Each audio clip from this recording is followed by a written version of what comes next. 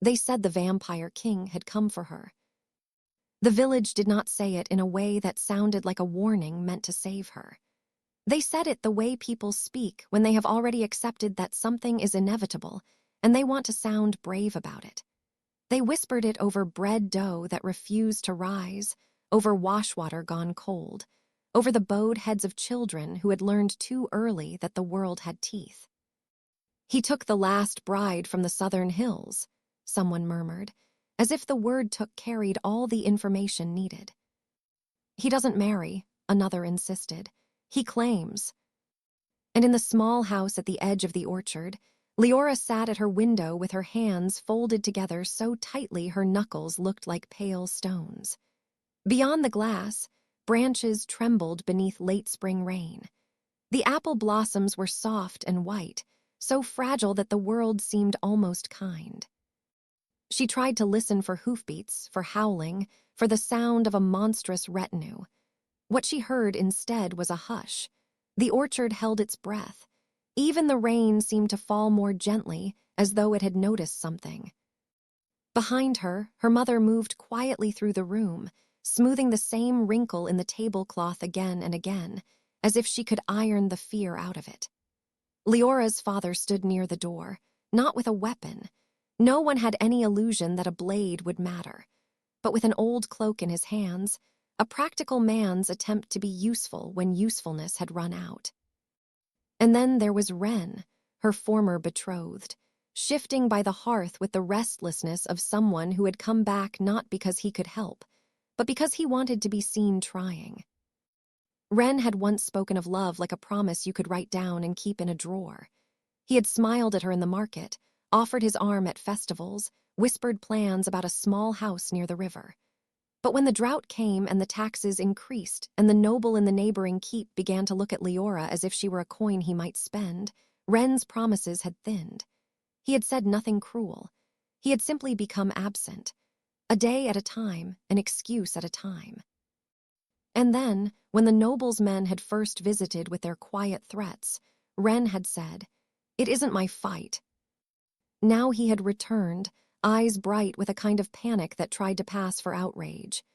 "If he comes," Wren said, pacing, someone must stop him. We can't just let him take you." Her mother did not look up. "We never let anyone take her," she whispered. "We just could not stop them." The rain softened. The orchard's leaves shivered. Then the air changed. Liora felt it first, like the moment before lightning, when the world becomes strangely clear. The candle flame on the table steadied as if the room had stopped breathing. Outside, the road that ran past the orchard looked empty. No riders, no banners, no black carriage, only a figure walking through the rain as though it had made an agreement not to soak him. He did not hurry.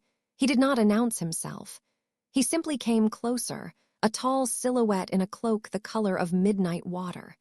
When he reached the edge of the orchard, he paused and tilted his head slightly, as if listening to something beyond human hearing. Wren stepped toward the window. "That's him," he breathed.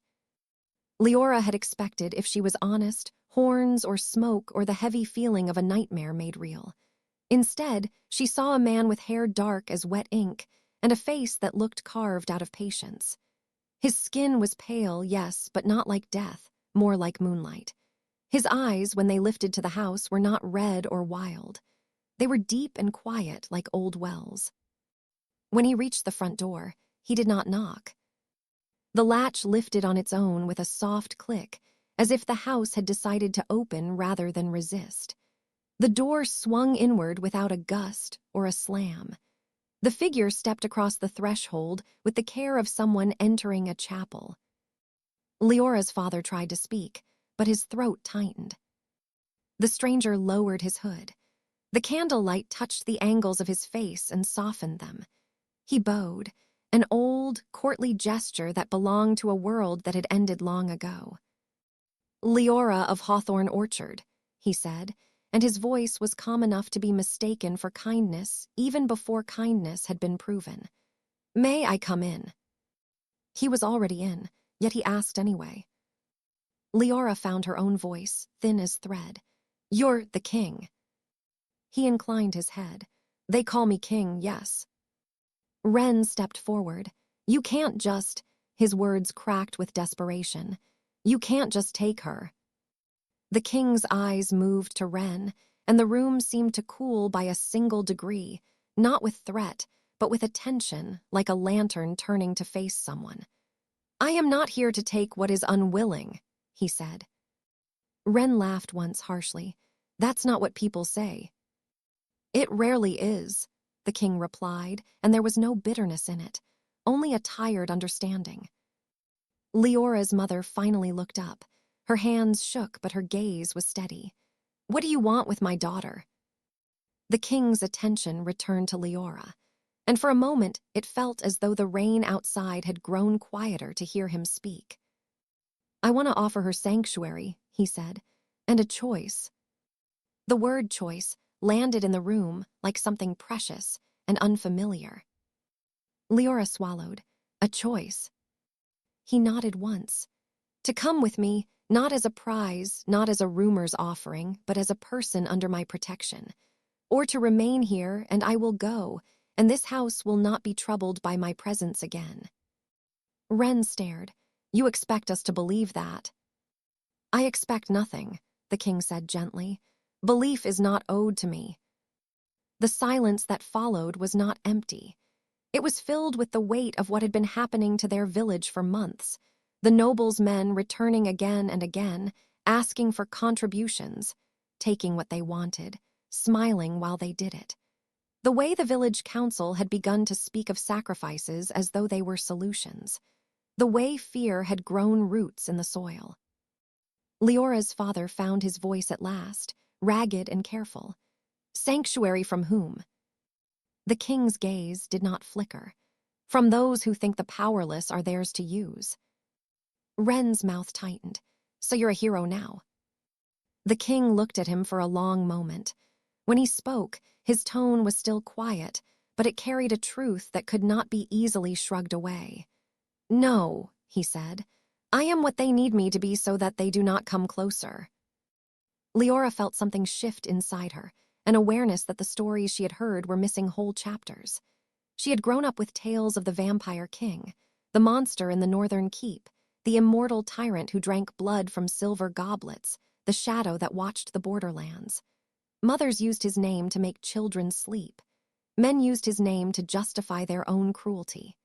At least we are not like him, they would say, while doing things that looked very much like hunger. But this man in her doorway had asked permission to enter. He had offered to leave. He had spoken of choice as if it mattered. Still, fear did not dissolve in one moment simply because it had been challenged. Liora stood slowly. Her legs felt unsteady, but she kept her chin lifted. If I come, she said, what would you want from me? The king's eyes did not linger on her the way Ren's had sometimes done, measuring, claiming, imagining. They held her the way someone holds a candle flame from wind. I would want you to be safe, he said, and to tell me in time whether you wish to remain in my keep or go elsewhere. I do not offer cages, I offer walls. Ren stepped in again, voice rising. You can't trust him, Liora. He's doing this too, he faltered, unable to name what he feared without admitting what the rumors had taught him. To what? The king asked softly. Ren's face reddened. To make him look merciful, to humiliate the rest of us, to prove he can take whatever he wants. The king's gaze flicked to Liora again, and something like sadness moved behind his eyes. Is that what you think? He asked her. The question was so simple that it hurt. Liora thought of the nobles' men. She thought of Ren's absence. She thought of her mother's hands smoothing the same wrinkle, a gesture of helplessness. She thought of the orchard outside, blossoms trembling under rain. She did not know who the vampire king truly was. She knew only what the world said. But she also knew what she had just seen, a man who had asked permission to step into her life. If I say no, Liora said, you'll leave. Yes. And if I say yes, will you let my family be? The king turned slightly, addressing her parents with the gravity of a vow. "No harm will come to this house from me or mine," he said. And he paused. His gaze drifted to the doorway as if he could see beyond it, beyond the orchard, beyond the village, toward the keep where their local noble lived like a fat spider in his web. "And other harms will find it, more difficult to reach you." It was not a threat. It was not an boast. It was said like someone speaking of weather. The sky will change, the wind will shift. Ren scoffed. "So you admit you'll go after?" "I admit nothing," the king replied, and there was a quiet firmness there. "But if you think I walk through storms only to gather another rumor, you do not understand why a king would leave his throne at all." The room held its breath again. Liora realized she had been waiting for a demand, a cruel command, some dramatic declaration that would prove the stories true. Instead, she was being offered a door. She looked at her mother. Her mother's eyes were wet, but she did not shake her head. She simply looked at Liora as if she were seeing her daughter not as a child to be kept, but as a person who had to choose her own future. Liora looked at her father. He nodded once, a slow, pained motion that meant, "I cannot protect you from the world, but I will not be the one to chain you to it." Ren opened his mouth again, but Liora lifted her hand, and he stopped, surprised by her gesture more than anything else. She had rarely stopped him before. "I will come," she said. Ren's face twisted. "Liora." She looked at him, and her voice was gentle, not vindictive. "You left when I needed someone to stand beside me," she said. "He came." Ren's jaw clenched. "You think he's better than me?" She did not answer that. The question felt like a trap meant to make her cruel, and she was too tired to be cruel. She only said, "I think I'm done waiting to be chosen by people who hesitate." The king watched her, expression unreadable in the candlelight. Then he offered his hand, palm up, fingers relaxed, not a grasp but an invitation. Liora stepped forward and placed her hand in his. His skin was cool, not cold, not dead, cool like stone in shade. His grip was gentle, the way one holds something breakable. Ren took another step, as if he might lunge to pull her back, but the king's gaze shifted to him, not sharp, not threatening, simply present. It was like being seen too clearly. Ren froze. "Before you speak again," the king said to Ren softly, "ask yourself whether your words are for her safety or for your pride." Ren's throat bobbed. "I..." The king did not wait for his answer. He turned slightly, guiding Liora toward the door. "May we go?" he asked her, as though he would not move without her consent. Liora nodded. The rain met them like a curtain, but when they stepped into it, it seemed less like water and more like blessing. The orchard smelled of earth and new leaves. The king's cloak shifted, and for a moment it arched over them both like shelter, though it did not touch her head. Outside the gate, there was no carriage. Only a horse standing quietly under a tree, dark-coated and patient, and another beside it, lighter in color. Both horses looked well cared for, their saddles plain but sturdy. "You walked," Liora said, surprised. "I find it reminds people that I am not a storm," the king replied. "Storms do not choose their steps." He helped her into the saddle without lifting her in a way that would make her feel small. He adjusted the reins so they rested comfortably in her hands. He mounted his own horse with smooth ease. As they rode away, Liora looked back once. Her mother had come out onto the porch, wrapped in a shawl, and lifted a hand in farewell. Her father stood behind her, one hand on her shoulder. Ren was there too, near the doorway, his face pale and tight with something that might have been regret, or might have been fury at losing something he had assumed would wait. The king did not look back. They rode through the village, past windows where faces watched from behind curtains. A few people crossed themselves. A few bowed their heads. A child, too young to have learned fear properly, stepped into the road holding a wooden toy. Leora's heart tightened. She expected someone to pull the child back, to scream, to make the moment dangerous. Instead, the king slowed his horse and leaned down slightly. He did not bare teeth. He did not hiss. He simply looked at the child as if the child's presence mattered. The child stared at him with solemn curiosity. "Are you going to eat her?" the child asked, loud and clear. The king's mouth softened, almost a smile. "No," he said, "I am going to keep her safe."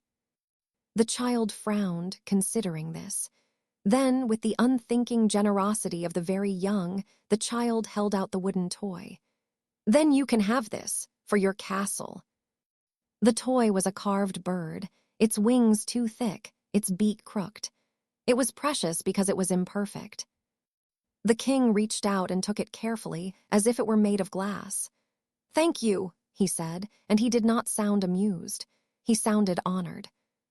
Then he placed it inside his cloak, near his heart, a gesture so human that Leora's throat tightened unexpectedly. They continued on.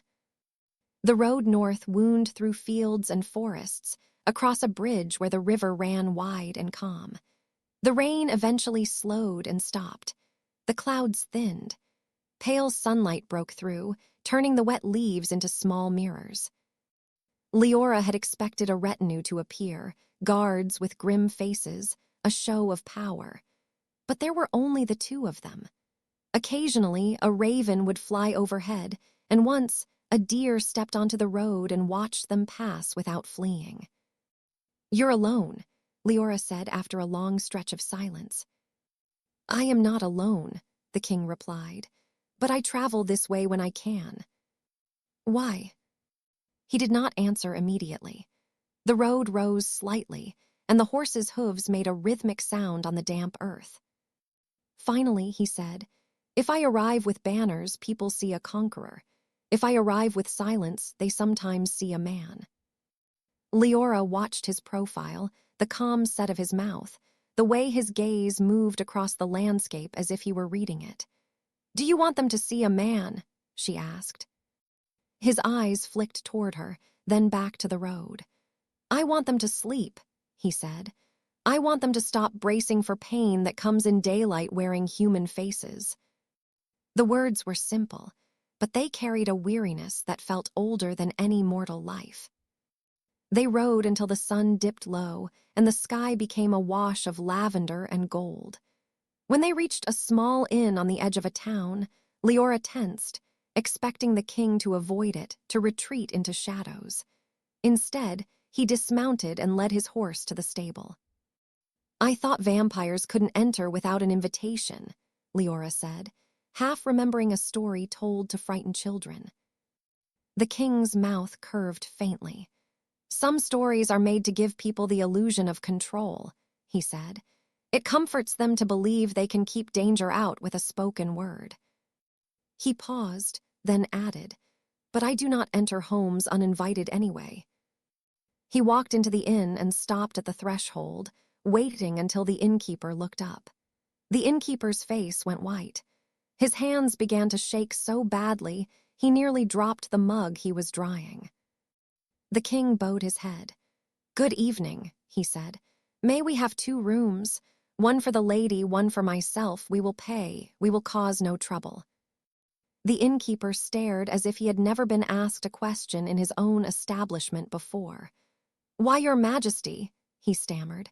We don't." "You do not need to call me that," the king said quietly. "You may call me Lord Kale if you prefer, or simply Sir." The innkeeper swallowed.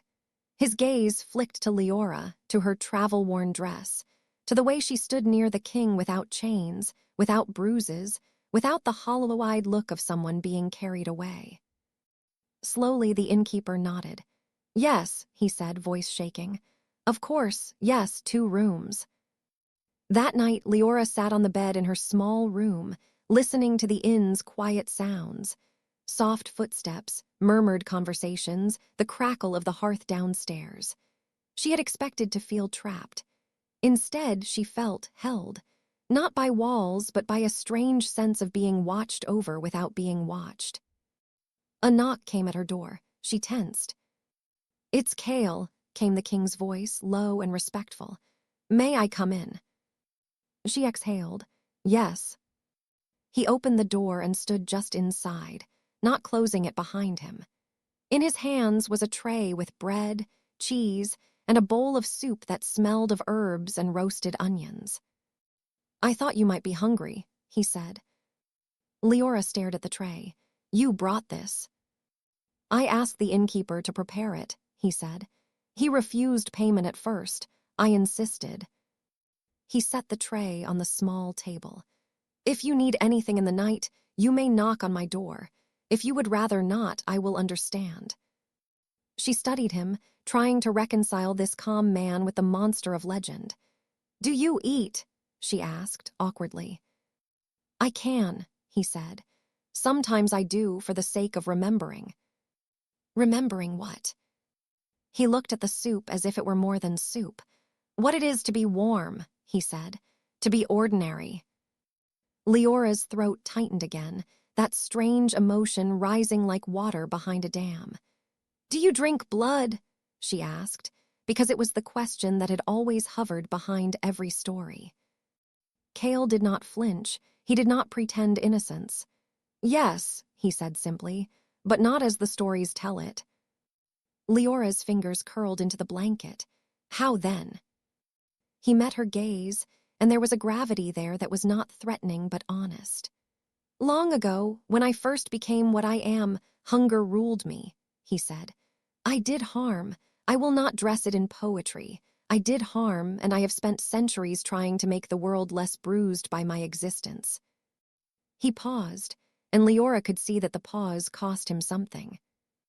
"Now," he continued, "I take only what is offered willingly and only enough.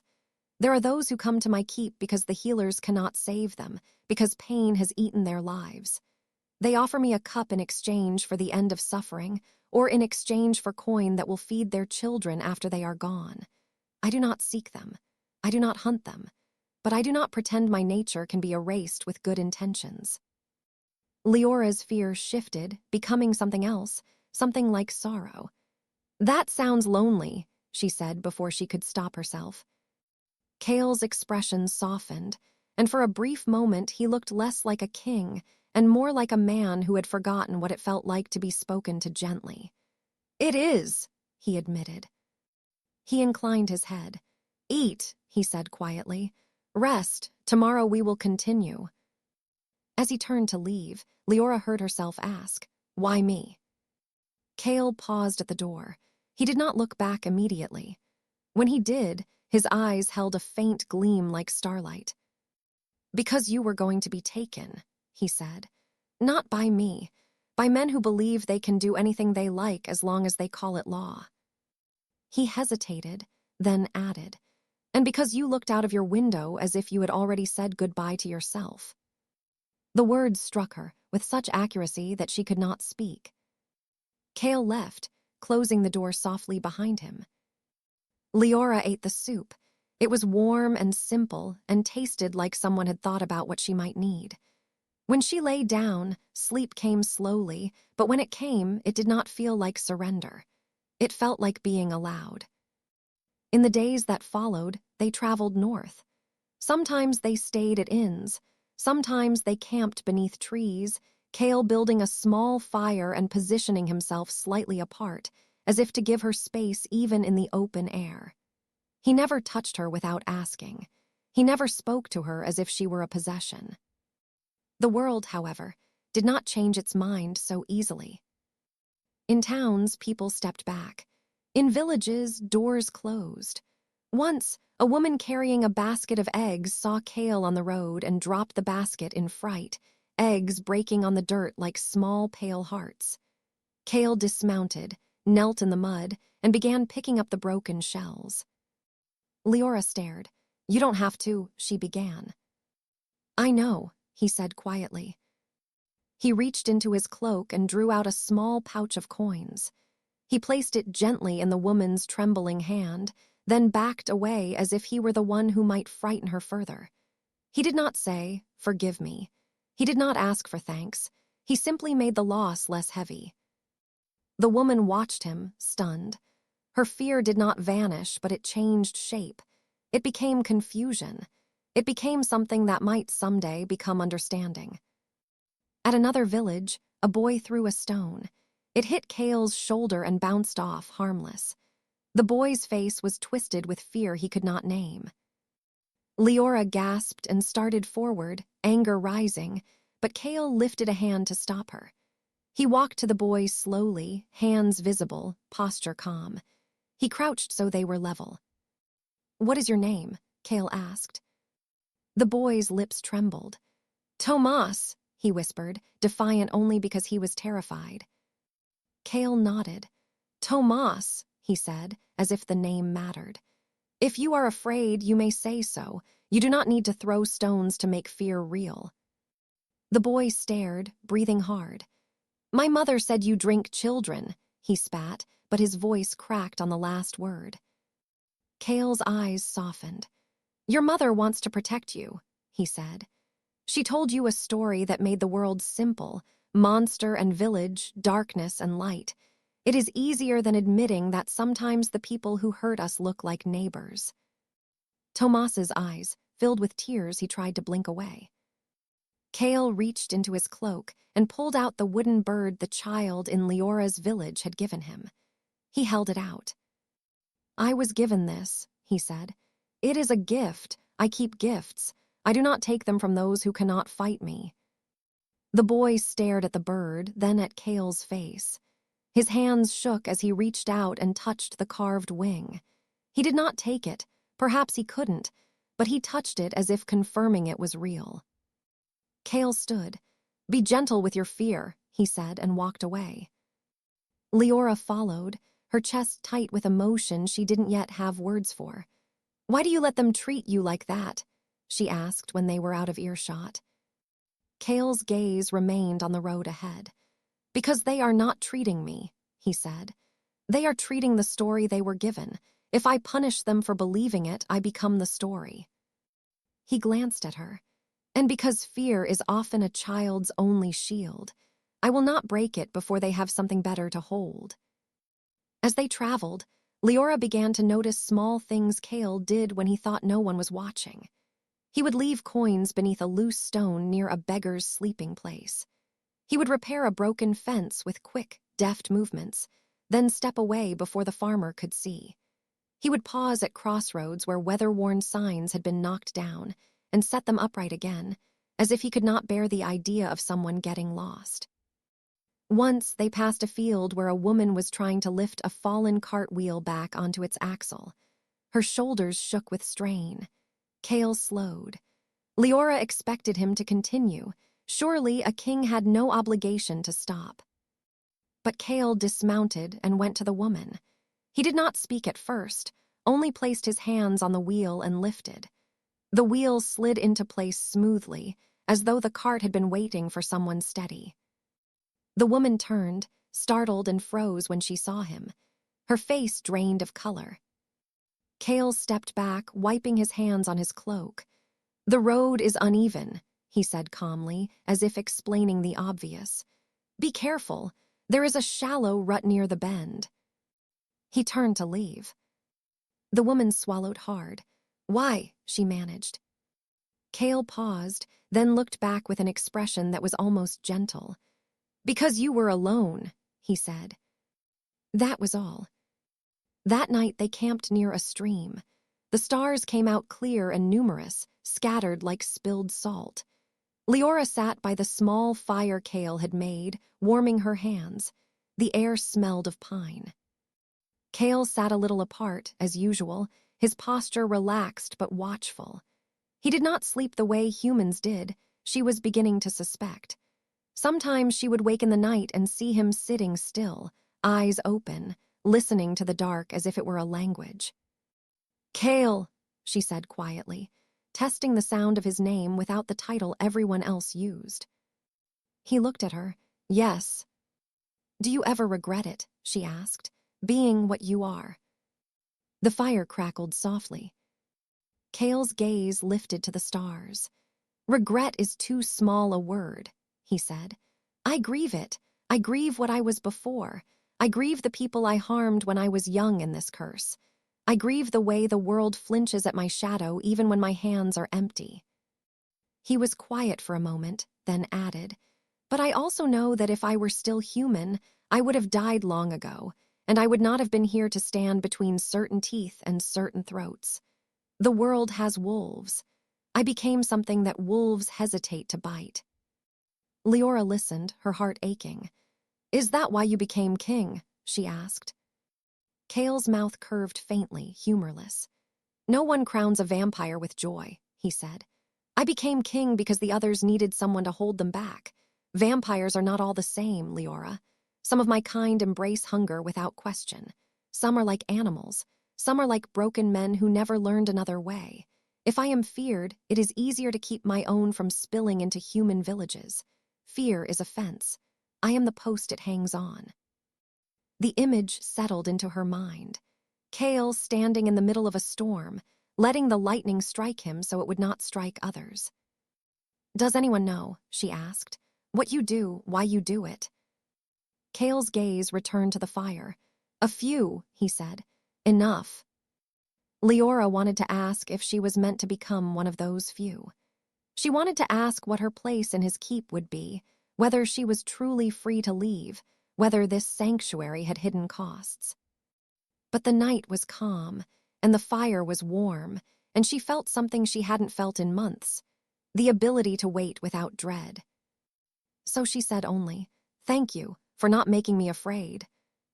Kale looked at her for a long moment. "Thank you," he said softly, "for seeing me as someone who could choose not to." Weeks later, the land began to change. The forests grew thicker, the hills steeper. The air carried a faint chill even in daylight, not unpleasant, but sharp and clean. Ravens appeared more often, perched on bare branches like watchful sentinels. And then, one evening as the sun lowered, Liora saw it, the keep of the vampire king. It rose from a ridge like a dark ship anchored in stone. Towers reached upward, not jagged, not cruel, but solemn and old. The walls were dark basalt, but ivy climbed them in green ribbons. Windows glowed faintly with warm lamplight. There were no screaming banners, no spikes, no dramatic signs of horror. It looked lived in. It looked like a place that had endured. Leora's breath caught. "It's beautiful," she whispered before she could stop herself. Kale's gaze flicked to her, a quiet surprise in his eyes. "Most do not say that," he replied. They rode up the winding path. The gates opened without a sound, not with menace but with smooth efficiency. Inside, the courtyard was wide and clean. A fountain sat at its center, water running steadily, the sound soothing. Figures moved through the courtyard, vampires, Liora realized, though they did not look like beasts. Some were pale and elegant, some looked weathered, some looked almost human except for the stillness in their movements. They turned as Kale entered and something passed through them, not fear but respect. And something else, too, relief. A woman stepped forward, her hair silver, her eyes sharp. She bowed deeply. "My king," she said. Kale dismounted and inclined his head. "Mara," he greeted her. Mara's gaze shifted to Liora. Her expression was unreadable but not hostile. "You brought a guest," she said. "I brought a woman who needed sanctuary," Kale replied simply. "This is Liora. She is under my protection." Mara studied Liora for a long moment, then nodded once. "Then she is under ours," she said, and the words sounded like a vow. Liora dismounted, her legs trembling slightly. Kale steadied her with a light touch at her elbow, then withdrew. Mara gestured toward the keep's entrance. "Come," she said to Liora. "You must be tired. We will give you rooms near the garden where the morning light is kind." Liora glanced at Kale, uncertain. Kale met her gaze. "Go," he said gently. "Rest, you are safe here." As Liora followed Mara into the keep, she expected cold stone and darkness. Instead, the corridors were lit with lanterns that cast a warm amber glow. Tapestries hung on the walls, scenes of forests, rivers, people dancing around fires. not trophies of conquest, but memories of beauty. She was given a room with a real bed, a wash basin with warm water already prepared, and a window that looked out over a garden enclosed by stone walls. The garden was full of night-blooming flowers, their pale petals glowing softly in the dusk. Mara lingered at the door. "If you need anything," she said, "you may ask. No one here will harm you." Liora hesitated. "Do you serve him?" she asked, unsure how to phrase it without insult. Mara's eyes narrowed slightly, not in anger but in thought. "We follow him," she said. "There is a difference." Then she left, closing the door quietly. Liora bathed, changed into a simple dress left for her, and sat by the window. She watched the garden shadows deepen as night fell. Somewhere in the keep, music drifted faintly, someone playing a harp, slow and melancholy. She expected Cale to come, to explain rules, to mark boundaries. He did not. He let her have her evening. The freedom was so unfamiliar it made her feel both lighter and strangely unanchored. Days passed. Liora explored the keep cautiously, always half expecting someone to stop her. No one did. Vampires passed her in corridors and bowed their heads politely. Some avoided her gaze, perhaps wary of their own hunger, perhaps wary of frightening her. Others offered small nods, as if acknowledging her presence without making it a spectacle. She found the library, a vast room with shelves that climbed toward the ceiling, filled with books and scrolls. Dust motes drifted in shafts of light from high windows. She ran her fingers over old spines and felt a sense of quiet awe. In the library, she saw Cale for the first time since her arrival. He stood at a table, reading a parchment by lamplight. He looked up when she entered, and something eased in his expression. "Liora," he said softly, "how are you settling?" She stepped closer. "It's peaceful," she said, and meant it.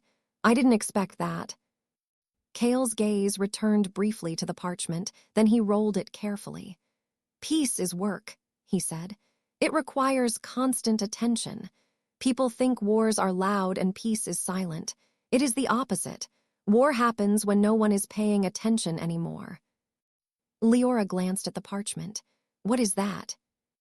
Cale hesitated, then held it out. "Reports," he said, "from the border villages." Liora took it carefully.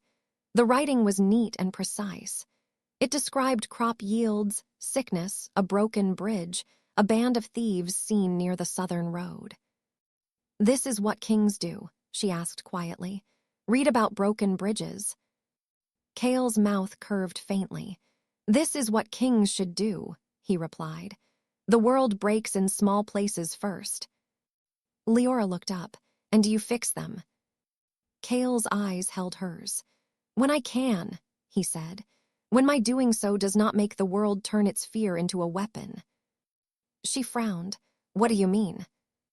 Cale leaned back slightly against the table, his posture thoughtful. "If I ride into a human village with my guard," he said, "they will remember the stories. They will lock doors, hide children, sharpen stakes. They will panic. Someone will get hurt not by me, but by fear. So I do other things." He gestured toward the parchment. "I send coin anonymously. I send timber through merchants who owe me favors. I repair bridges at night. I intercept those who would prey on the weak before they reach their prey. Not always with violence," he added quickly, as if sensing her tension. "Often with bribes, threats of exposure, or simply by making them realize their path has become inconvenient." Liora stared at him. "So you do all this, and let them keep believing you're a monster." Cale's expression did not change, but something in his eyes deepened. "Belief is easier than truth," he said.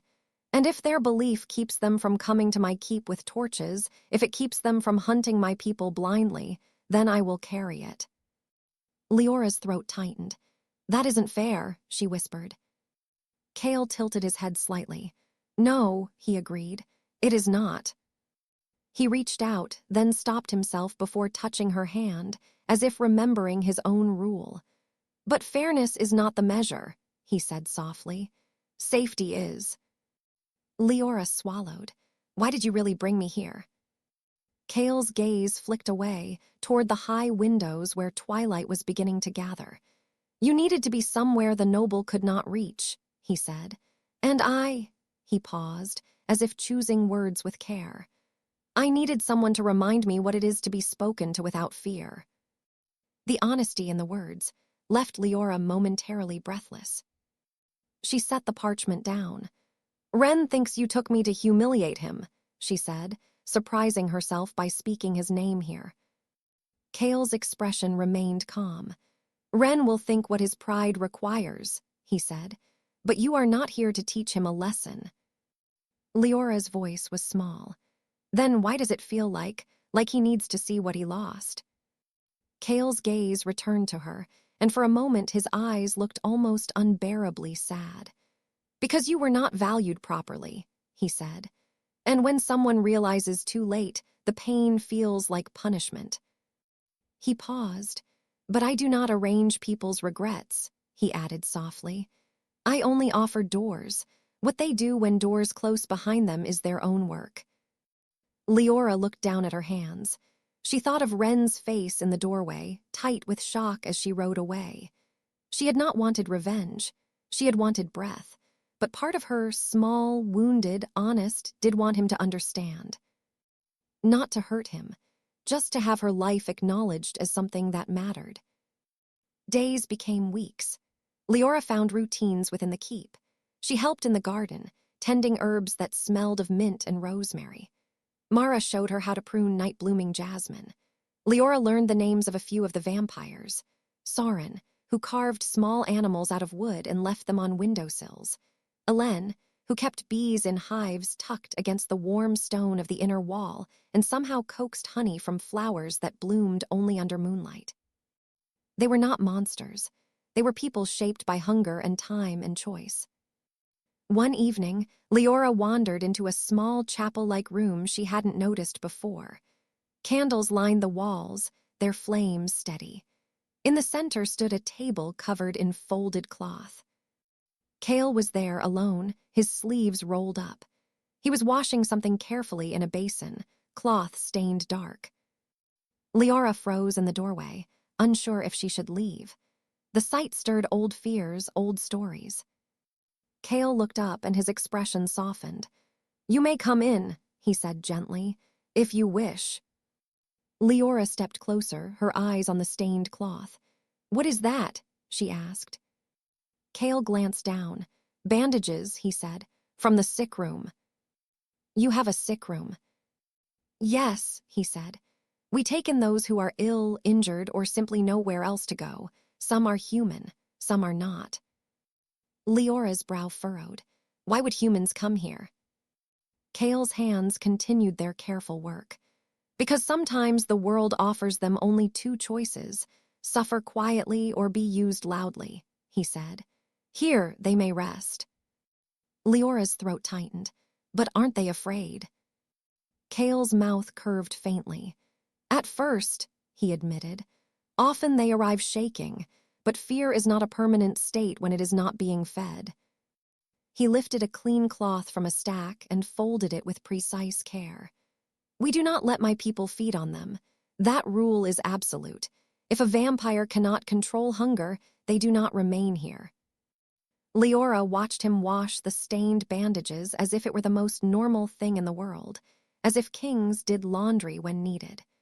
You do this yourself, she asked. Kale's gaze flicked to her calm.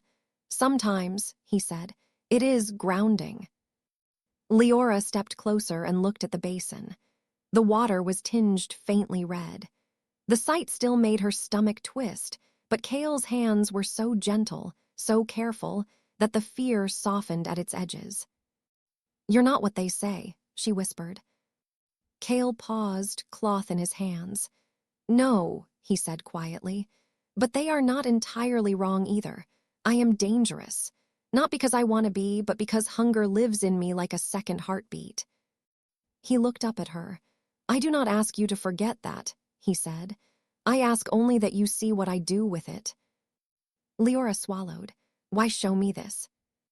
Kale's gaze returned to the cloth. "Because you live here now," he said, "and because I will not build trust on illusions." His honesty felt like a gift, more intimate than any charm or vow. That night, Liora lay awake thinking about the way Kale spoke of hunger, not as a romantic curse, not as a dramatic torment, but as a responsibility he carried with both hands. She thought of all the men in her village who had carried their hunger openly, hunger for power, for control, for admiration, and called it natural. Kale's hunger was literal, and yet he treated it with more restraint than they had treated their own desires. A month after her arrival, a messenger came to the keep. Not a vampire, but a human man wearing a plain cloak. He was led to Kale's study. Liora saw him in the corridor afterward, his face pale and stunned. Mara found Liora in the garden later. "The southern noble has been arrested," Mara said quietly. Liora froze, pruning shears midair. "Arrested," she repeated, not understanding. Mara nodded. "By the Crown's magistrates, charges of extortion, unlawful seizures, and worse. His own steward gave testimony." Leora's heart began to pound. "How?" Mara's gaze was steady. "Our king sent evidence," she said simply. "Letters, ledgers, witnesses moved quietly to safe places. It took time. It required patience." Leora's hands trembled. She set the shears down. "Kale did that," she whispered. Mara's expression softened slightly. "He does many things," she said, "and he lets the world think he does none of them." Leora's chest ached. She thought of her village, of her parents still living in that small house at the edge of the orchard. She thought of Wren, who had said it wasn't his fight. She thought of the nobles' men, their smiles like knives. "Are my parents safe?" she asked, voice shaking. Mara nodded. "Yes, the nobles' grip is gone, the taxes will ease, the village will breathe again." Liora sank onto the garden bench, hands pressed to her mouth. Tears came, surprising in their steadiness. They were not dramatic tears. They were quiet, relentless, like rain finally allowed to fall. Kale found her there not long after. He approached slowly, as if he could see she was fragile in that moment. He stopped a few steps away. "You heard," he said. Liora nodded, wiping her cheeks with the back of her hand. You did that for them," she whispered. Kale's gaze lowered. "I did what I could," he said. "Why?" she demanded softly, the word not sharp but aching. "Why not let them know? Why not let the world know you're not?" "A monster," Kale finished, his voice gentle. Liora nodded, tears still slipping down her face. "Yes." Kale sat on the bench at a careful distance, not crowding her. He looked out at the garden's pale flowers. "Because the world needs a monster," he said quietly. "It needs a place to put its fear so it does not have to look at itself." Liora turned toward him, anger and sorrow tangled together. "That's not your burden," she said. Kale's eyes met hers. "It became mine the day I stopped being human," he said. "And perhaps even before that. Sometimes burdens choose us. Sometimes we choose them because no one else will." He paused. "If the world believed I was kind," he continued, "it would come to my gates with demands, help us, save us, fix us. And when I could not fix everything, they would call me cruel again, only now with disappointment layered on top of fear. But if they believe I am terrible, they do not ask. They do not drain what little I have. They simply stay away, and in that distance I can work quietly." Liora stared at him. "So you let them hate you so you can help them," she whispered. Kale's mouth tightened slightly, not in pain but in acceptance. "Hate is lighter than chaos," he said. "If their hate buys them peace, I will pay that price." Leora's voice broke. "And what about you? Who buys you peace?" Kale looked at her for a long moment. The air between them felt suddenly delicate, as if a single wrong word could shatter something that had been growing quietly. Finally, he said, "No one," in a tone that was not self-pitying. It was simply true. Leora's heart twisted. She reached out without thinking and placed her hand on his. His skin was cool, as always, but steady. He did not pull away. "Then let me," she whispered. Kale's gaze dropped to her hand on his. For a moment, something like astonishment moved through him, subtle as a shift in wind. Then his fingers curled slightly beneath hers, not gripping, but accepting. They sat like that in silence, the garden around them breathing softly. Later, Kale told her he needed to travel south again, quietly, to ensure the noble's former men did not scatter into banditry. "It will take a week," he said. "I want to come," Liora said immediately. Kale's gaze sharpened with concern. "It may not be comfortable," he warned. "And you do not owe your village anything. You are safe here." "I want to see my parents," Liora said, voice firm. "And I want to see Ren." Kale studied her. "Why?" he asked, not accusing, simply wanting truth. Liora took a slow breath. "Not to hurt him," she said. "Not to punish him, but because I left without telling him what I needed to tell him. I don't want to carry that silence forever." Kale nodded slowly. "Then we will go," he said. They traveled again with minimal company. Mara insisted on sending 2 guards at a distance, vampires who moved like shadows but did not intrude. Kale did not argue. He rarely argued with Mara, Liora noticed. He listened, weighed, and then either agreed or found a quieter way. As they rode south, Liora noticed that Kale seemed more weary than before. Not physically. He did not tire the way humans did, but in the set of his shoulders, the way his gaze lingered on the horizon as if anticipating storms no one else could see. On the 4th night, they camped near a ruined watchtower. The stones were old, softened by moss. The moon rose thin and pale. Liora woke sometime after midnight to the sound of water. She sat up and saw Kale kneeling by the stream, his head bowed, his hands braced on the rocks. His shoulders were tense. She rose quietly and approached. "Kale," she whispered. He did not startle, but he did not look up right away. When he did, his eyes were darker than usual, and she realized with a jolt that he was fighting hunger. Not a dramatic, snarling hunger, but something contained and painful, like thirst you cannot quench. "I'm sorry," he said, voice rougher than she had ever heard it. "I did not mean for you to see." Leora's heart pounded. "Are you?" she began, then stopped, unsure what to ask. Kale swallowed. "The journey has been long," he said, "and I have not fed in some time. I can manage, I always manage, but tonight it is louder." Leora's fear rose, instinctive and old, but it did not become panic. She had seen Kale's restraint too many times to believe he would suddenly become the monster of rumor. Still, she kept her distance, respecting both his struggle and her own boundaries. "Do you need to go back?" she asked softly. Kale shook his head once. "No," he said. "I will not turn away because my body complains. The work matters." Liora hesitated. Then she remembered what Kale had told her. "I take only what is offered willingly, and only enough." She swallowed. If you need blood," she said, voice shaking, "you can take from me." Kale's head snapped up, his gaze suddenly intense, not predatory but startled, almost pained. "No," he said immediately. "I will not." Liora took a step closer. "You said—" "I said I take what is offered willingly," he interrupted, voice tight.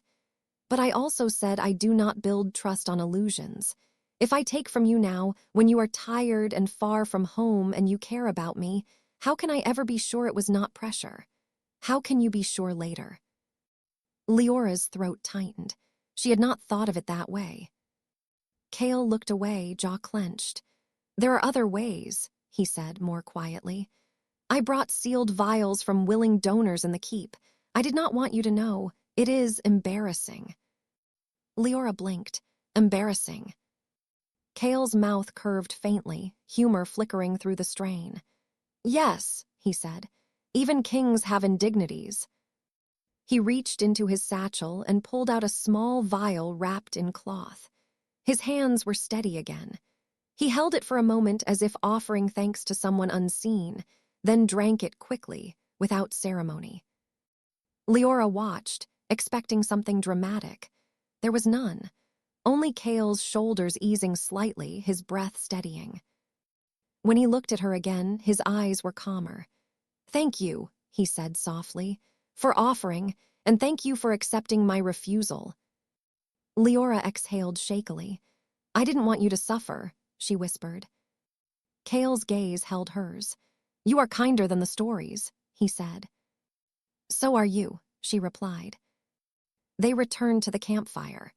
Liora lay down again, but sleep took time. She kept thinking about Cale's refusal, how easily he could have accepted, how no one would have stopped him, and yet he had chosen restraint even when hungry, even when vulnerable. It was then, in the quiet between heartbeats, that Liora understood something important. Cale's goodness was not softness. It was discipline. It was a daily choice. When they reached Liora's village, the orchard was in full bloom. Sunlight filtered through branches heavy with white flowers.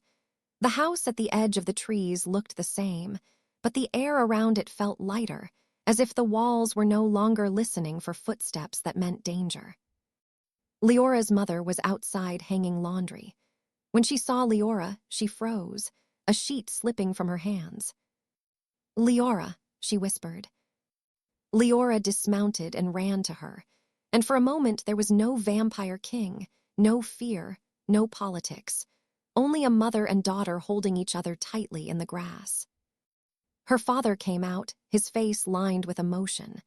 He embraced her too, his hands rough and trembling. Cale stood a few steps away, hood up, giving them space. He did not approach until Liora's mother looked up and saw him. Her mother's body stiffened. Fear flashed across her face. Liora stepped back but kept one hand on her mother's arm. "Mama," she said gently, "he didn't hurt me." Her mother's eyes stayed on Cale. He's here," she whispered, as if saying it might summon catastrophe. Cale lowered his hood slowly, making sure his face was visible, his expression calm. He bowed. "Mistress of Hawthorne Orchard," he said, voice soft. "I am glad to see your daughter return to you even briefly." Her mother swallowed hard. "Why did you bring her back?" she managed. Cale's gaze flicked to Liora briefly, then back. "Because she wished it," he said simply. Liora's mother blinked, as if the concept were foreign. Cale continued, "I have come to ensure there is no lingering danger here. The noble who troubled your lands has been removed. His men are scattered, disarmed, or in custody. You will not see them again." Her father stepped forward slightly, his voice thick. "Why?" he asked, the same question Liora had asked in the garden. Cale held his gaze. "Because it was wrong," he said. No poetry, no grandstanding, just truth. Liora's father's shoulders sagged, and something like gratitude softened his face despite fear still lingering. "Thank you," he whispered, the words scraped out as if they had to push through years of suspicion. Cale inclined his head, accepting the thanks without pride. Liora spent the afternoon with her parents, walking the orchard, listening to their stories of how the village had changed in her absence. The noble's men had stopped coming. The village council had become less desperate. People spoke a little more loudly, laughed a little more easily, as if remembering laughter was allowed. When evening came, Liora went to the village square. People watched from windows and doorways as she walked, their eyes wide. Some looked at her with pity, as if she had been ruined. Others looked with curiosity. A few looked with something like awe. Wren was there, near the old well, as if he had been waiting for her the way he once should have. When he saw her, his face lit with relief so intense it looked like pain. He took a step forward. "Liora," he said, voice rough. "I'm alive," she said gently. His gaze darted behind her, toward where Cale stood near the edge of the square, half in shadow, watching but not interfering. Ren's jaw tightened. "He brought you back," Ren said, disbelief and suspicion tangled together. "I came back," Liora corrected softly. Ren swallowed. Are you his?" he asked, the word his tasting like something bitter. Liora felt a flare of anger, but she kept her voice calm. "I'm not anyone's," she said. "I'm myself." Ren's hands curled into fists. "Then why are you with him?" Liora took a slow breath. She looked at Ren, really looked. He was not evil. He was not a villain from a story. He was a man who had been afraid and had chosen comfort over courage. He was a man who had loved her in the way people love what makes them feel secure, not in the way that requires standing in storms. "Because when I was going to be taken," she said quietly, "you told me it wasn't your fight." Ren's face flushed. "I was scared," he whispered. "So was I," Liora said. Her voice did not sharpen. It warmed strangely with honesty. "But I was still there. I was still living it." Ren looked down, shame pulling his shoulders inward. Liora continued. "Kale didn't come here to humiliate you. He didn't even mention you until I did. But you asked if he wanted to prove he could take what he wanted." Ren's eyes lifted again, wary. Leora's gaze flicked briefly toward Kale. He stood still, giving her this moment. Then she looked back at Ren. "He didn't take me," she said. "He offered me safety, he offered me choice, and he kept his word." Ren's throat bobbed. "He's a vampire," he said weakly, as if that explained everything. Liora nodded. "Yes," she said, "and you're human, but that didn't make you kinder." The words landed heavily, not as an insult, but as a truth that had been waiting. Ren's eyes filled with tears he did not let fall. "Do you love him?" he asked, voice barely audible. Liora hesitated. The question was too large for the square, too intimate for the watching windows. She did not know exactly what she felt, only that Kale had become a presence in her life like a steady lamp in a long night. "I don't know what it will become," she said truthfully. "But I know I trust him. I know he sees me. And I know he would rather suffer than take something I didn't freely give." Ren flinched, as if the comparison cut deeper than she intended. He looked away, swallowing hard. Liora stepped closer, lowering her voice. "Ren," she said softly, "I didn't come back to make you hurt. I came back because I didn't want to leave things unsaid." Ren's shoulders trembled. "Then say it," he whispered. Leora's chest tightened. "I needed you," she said. "And you weren't there. That changed something in me. I can't go back to who I was before." Ren squeezed his eyes shut. When he opened them, they were wet. "I'm sorry," he said, and for the first time, the words sounded like more than an attempt to regain what he had lost. They sounded like grief for what he had failed to be. Liora nodded. "I believe you," she said, "but believing you doesn't mean I can stay." Ren's mouth opened, then closed. He looked toward Kale again, and something in his expression shifted, not into hatred, but into reluctant understanding. "He needs to see what he lost," someone had once whispered, as if that were the point of all this. But standing here now, Liora realized it was not about making Ren see. It was about making herself see. She had not been a thing waiting to be taken. She had been a person waiting to be treated like one. Ren's voice was hoarse. Is he really kind?" he asked, as if the question might save him from the shame of his own fear. Liora looked toward Kale again. The vampire king stood quiet and still, not triumphant, not possessive. A few villagers watched him from a distance with terrified fascination. He did nothing to command their attention. He simply existed, letting them feel what they felt. "Yes," Liora said, "he is." Ren nodded slowly, swallowing hard. "Then," he said, voice breaking, maybe he deserves you more than I did." Liora felt tears prick her own eyes. "This isn't about deserving," she whispered. "It's about choosing." Ren's shoulders sagged. He stepped back, making space, and that small act, letting her go without grabbing, felt like the first truly respectful thing he had done in a long time. Liora turned and walked back toward Kale. As she approached, Kale's gaze stayed on her face, searching quietly for any sign that she wanted him to intervene, to protect, to speak. He did none of those things without being asked. When she reached him, he inclined his head. "Are you ready to leave?" he asked softly. Liora looked back once at the village square, at the orchard beyond, at her parents watching from the road. Her mother's face was still tense with fear toward Kale, but there was something else there too now. Uncertainty, maybe even the beginning of gratitude. Liora turned back to Kale. "Not yet," she said. Kale's brows lifted slightly. "No." Liora took a breath. "I want to stay tonight," she said. "With my parents just one night." Kale nodded immediately. "Of course," he said, as if it were the simplest thing in the world. Liora hesitated. "Will you?" "I will camp beyond the orchard," Kale said, answering before she could finish. "Where I can see the house but not disturb it." Leora's throat tightened. "You don't have to be alone," she whispered.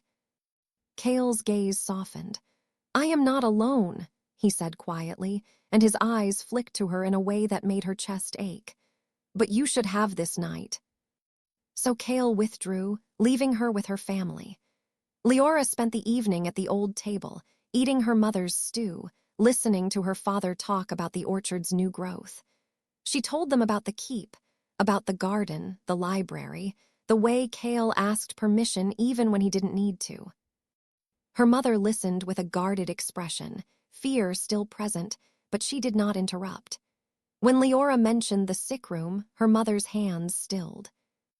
"He washes bandages himself," Liora said softly. Her mother's lips parted slightly. "A king," she murmured, disbelief and wonder mixing. "Yes," Liora said. That night, when Liora went outside, she saw Kale at the edge of the orchard. He stood beneath the trees like a shadow that had learned to be gentle. The moonlight caught his pale face, and the blossoms around him looked like small stars. Liora walked toward him. He did not move. When she reached him, she said quietly, "My mother is still afraid." Kale nodded. "She should be," he said. "Fear is not an insult, it is information. It tells her what she believes could hurt you." Liora swallowed. "Does it hurt you?" she asked. Kale looked at her for a long moment. "Yes," he admitted softly, "but I would rather be hurt than have her stop protecting you." The sincerity in the words made Leora's eyes sting. She hesitated, then said, "Ren apologized." Kale's expression did not shift into satisfaction. He only nodded once. "Good," he said. "You're not happy about it?" Liora asked, surprised. Kale's gaze stayed calm. "I am glad for you," he said.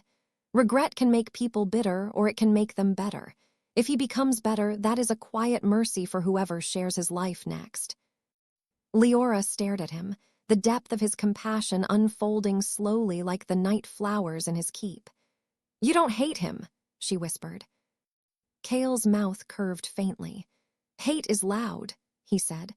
"I have enough noise in the world already." They stood in silence, the orchard around them fragrant and still. Finally, Liora said, "When I first heard you were coming, I thought I would disappear, that I would become another story people told to frighten their children." Kale's gaze softened. "And now?" he asked. Liora took a breath. "Now I think you came so I wouldn't disappear," she said. "Even if you had to let the world keep calling you a monster to do it." Kale's eyes held hers, and something vulnerable flickered there, an emotion he rarely allowed to surface. "I am not good," he said quietly. "Not in the way saints are good. I do not glow. I do not absolve. I am simply trying." Liora stepped closer. "That's what goodness is," she whispered. "Trying even when no one claps for it." Kale's breath was almost imperceptible. "And what will you do, Liora?" he asked softly. "When you return to my keep, will you stay? Will you leave? Will you build a life elsewhere?" The questions were not tests. They were invitations. Liora looked back toward the house, where warm light spilled from the window. She thought of her parents aging in that small space, of the village slowly healing. She thought of the keep with its quiet library, its garden, its strange community of people who had learned to hold hunger with care. "I don't know yet," she said truthfully. "But I know I want to choose my life, not just endure it. And I know that when I'm with you, I can breathe." Kale's gaze lowered slightly, as if the words were heavier than praise.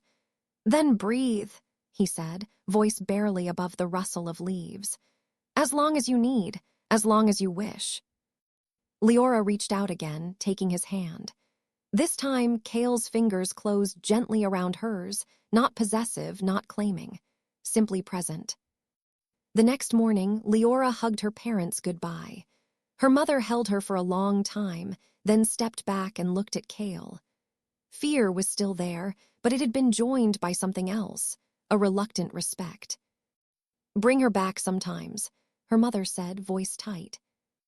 Kale bowed his head. "If she wishes it," he said. Her mother's eyes flicked to Liora, and she gave a small, trembling nod. "Yes," she whispered, "if she wishes it." As Liora mounted her horse, she glanced toward Wren. He stood at the edge of the square, watching. When their eyes met, he did not look away in anger. He only lifted his hand slightly, a farewell that carried regret without demand. Liora returned the gesture, then turned toward the road. They rode north again, through orchards and fields, through forests that smelled of pine and rain. The world did not suddenly stop fearing Kale. People still whispered when they passed. Doors still closed. Some still crossed themselves. But Liora began to notice something else too. The way a farmer would find a broken bridge repaired overnight and mutter, "Must have been the king," with a shiver of fear. And then, quietly, with relief. The way an innkeeper would discover an extra coin tucked under a bowl and stare at it for a long time, expression conflicted. The way a child might stop crying when a shadow passed the window, because the shadow did not come inside. Fear remained, but it began to share space with something softer, the uneasy suspicion that the stories might be incomplete. When they arrived back at the keep, the courtyard fountain sounded like a welcome. Mara greeted them with a sharp look that softened when she saw Liora safe. Kale did not parade Liora through the halls as proof of anything.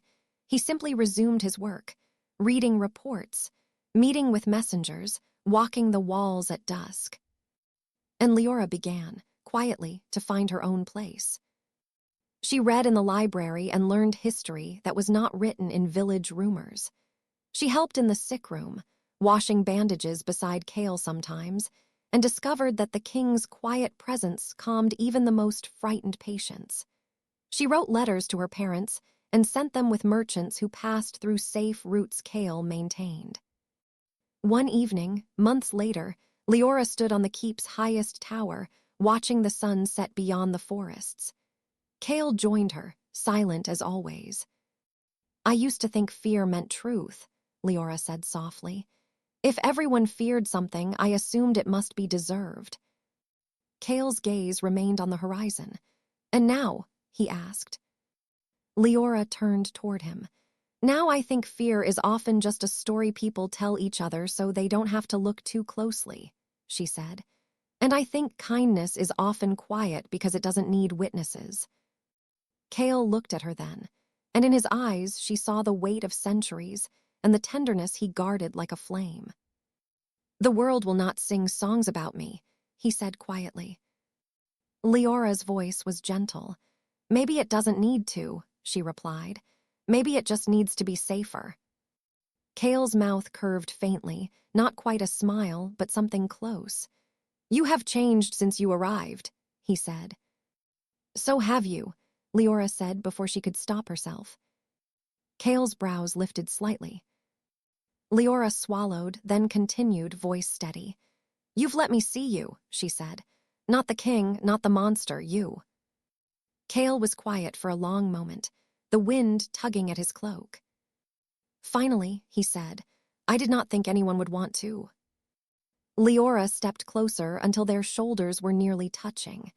She did not reach for him this time. She simply stood beside him, offering companionship without demand. Below them, the keep's lights glowed warm. In the garden, night flowers opened, releasing their soft perfume. Somewhere inside, someone played the harp again, a slow melody that sounded like forgiveness. The world beyond the walls still held fear and hunger and human cruelty disguised as law. Kale would continue to shoulder the burden of being misunderstood because it kept certain predators at bay.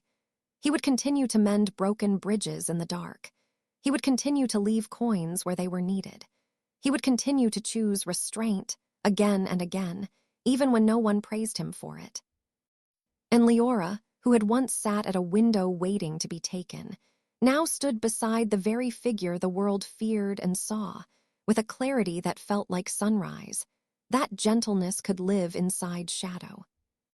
She realized then that the softest truths often arrive without fanfare. They arrive in the way a king asks permission to enter a house, in the way he picks up broken eggs in the mud, in the way he refuses what is offered when it might cost someone their freedom later, in the way he lets the world keep its monster so the innocent can sleep. Kale turned his head slightly, as if sensing her thoughts.